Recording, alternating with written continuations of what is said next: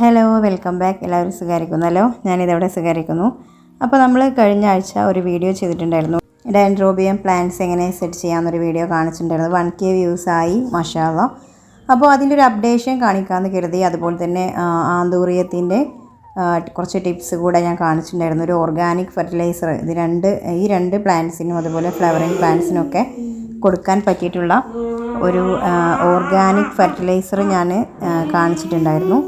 അപ്പോൾ എനിക്ക് തോന്നി അതിൻ്റെ റിസൾട്ട് നിങ്ങളുമായിട്ടൊന്ന് ഷെയർ ചെയ്യണമെന്ന്. ഇപ്പോൾ ഡെൻഡ്രോബിയത്തിലാണെങ്കിലും നല്ല രീതിക്ക് തന്നെ റൂട്ട്സൊക്കെ നല്ല രീതിക്ക് വന്നിട്ടുണ്ട്. പിന്നെ അതേപോലെ തന്നെ മിനിയേച്ചർ ടൈപ്പ് ആന്തൂറിയൊക്കെ വളരെ സ്ലോയിലാണ് അതിൻ്റെ ഗ്രോത്ത് ഉണ്ടാവുക. അപ്പോൾ അന്ന് ഞാൻ കാണിക്കുന്ന ടൈമിൽ തന്നെ അതിൻ്റെ മുന്നേ കൊടുത്ത ഫെർട്ടിലൈസറിൻ്റെ ഒക്കെ ഒരു ഭാഗമായിട്ട് ചെറിയ തൈകൾ വന്നത് ഞാൻ കാണിച്ചിട്ടുണ്ടായിരുന്നു. അപ്പോൾ അത് കുറച്ചും കൂടെ നല്ല രീതിക്ക് ഹെൽത്തി ആയിട്ട് എന്ത് ചെയ്തിട്ടുണ്ട്, 2 തൈയായിട്ട് ആന്തൂറിയത്തിൽ വന്നിട്ടുണ്ട്. ഞാൻ കാണിച്ചു തരാം. അപ്പോൾ എനിക്ക് തോന്നി അത് നിങ്ങളായിട്ടൊന്ന് ഷെയർ ചെയ്യണം. നമ്മൾ കാശ് കൊടുത്ത് ഇങ്ങനെ വളങ്ങളാണെങ്കിലും ഒക്കെ വാങ്ങിക്കുന്നതിനെക്കാട്ടും നല്ലത് നമ്മുടെ കിച്ചണിലുള്ള വേസ്റ്റ് വെച്ചിട്ട് തന്നെ നമുക്ക് നല്ല രീതിക്ക് ഫെർട്ടിലൈസറൊക്കെ ഉണ്ടാക്കാനായിട്ട് സാധിക്കും. അപ്പോൾ നിങ്ങളതൊന്ന് ട്രൈ ചെയ്ത് നോക്കുക.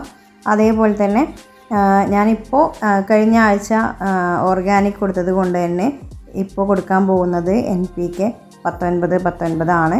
അപ്പോൾ അത് ഒരു ആഴ്ച ഇടവിട്ടിട്ടാണ് ഞാനൊരു തവണ ഓർഗാനിക് ആണെങ്കിൽ പിന്നെ കെമിക്കൽ അടങ്ങിയിട്ടുള്ള ഫെർട്ടിലൈസർ അങ്ങനെയാണ് കൊടുക്കാറുള്ളത്.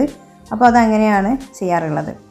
അപ്പോൾ ഇങ്ങനെ മാറി ഫെർട്ടിലൈസർ കൊടുക്കുന്നത് കൊണ്ടും ഓർഗാനിക്കും കെമിക്കലും രണ്ടും കൂടി കൊടുക്കുന്നത് കൊണ്ടും നല്ല ഹെൽത്തി ആയിട്ടുള്ള പ്ലാന്റ്സ് നമുക്ക് കിട്ടും. ഇതൊക്കെ ഞാൻ പ്രൊപ്പഗേറ്റ് ചെയ്ത് എടുത്തിട്ടുള്ള ആന്തൂറിയംസ് ആണ്. അപ്പോൾ നല്ല രീതിക്ക് തന്നെ നമുക്ക് വളർത്തിയെടുക്കാനായിട്ട് സാധിക്കും. മറ്റേത് നമ്മൾ പുറത്തുനിന്ന് വാങ്ങിക്കുകയാണെങ്കിൽ ഒരുപാട് വളങ്ങളൊക്കെ വാങ്ങിക്കുമ്പോൾ നല്ല രീതിക്ക് തന്നെ കോസ്റ്റ് വരുന്നുണ്ട്. അപ്പോൾ ഒരുവിധം നമുക്ക് നമ്മുടെ വീട്ടിൽ നിന്ന് കഞ്ഞിവെള്ളം കൊണ്ടാണെങ്കിലൊക്കെ നല്ല അടിപൊളി ഫെർട്ടിലൈസർ തയ്യാറാക്കാനായിട്ട് സാധിക്കും. ഇപ്പോൾ ഞാൻ ചെയ്യുന്നത് NPK 19 എല്ലാ പ്ലാന്റ്സിനും ഒന്ന് ഫെർട്ടിലൈസ് ചെയ്യുകയാണ്. നല്ല രീതിക്ക് ഇപ്പോൾ ഡെൻഡ്രോബിയൊക്കെ ആണെങ്കിൽ നല്ല രീതിക്ക് ഇതേപോലെ ഒരു സ്പ്രേ ബോട്ടിലാക്കി കൊടുക്കുകയാണെങ്കിൽ നല്ല രീതിയിൽ നമുക്കത് നനച്ചെടുക്കാനായിട്ട് സാധിക്കും. ഇപ്പം ഞാൻ അന്ന് അകത്ത് വെച്ചിട്ടുണ്ടായിരുന്ന ആന്തൂറിയംസൊക്കെ ഞാൻ എന്ത് ചെയ്തിട്ടുണ്ട്, ഇപ്പോൾ സിറ്റ് ഔട്ടിലേക്ക് കൊണ്ടുവന്ന് പുറത്ത് വെച്ചിട്ടുണ്ട്. അപ്പോൾ അത്യാവശ്യം നല്ല രീതിക്ക് തന്നെ വെയിലും കിട്ടണം. അതേപോലെ തന്നെ നമ്മൾ ഇതേപോലെ ഫെർട്ടിലൈസർ കൊടുക്കുകയാണെന്നുണ്ടെങ്കിൽ നല്ല രീതിക്ക് നല്ല ഫ്ലവറിങ് ആയിട്ട് തന്നെ കിട്ടും.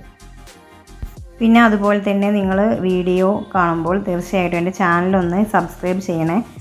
1K ഒക്കെ വ്യൂസ് കിട്ടി നമ്മുടെ ഡെൻഡ്രോബിയം പ്ലാന്റ് സെറ്റ് ചെയ്യുന്ന വീഡിയോയ്ക്ക്. പക്ഷേ അത്രയും സബ്സ്ക്രൈബർ കിട്ടിയിട്ടില്ല.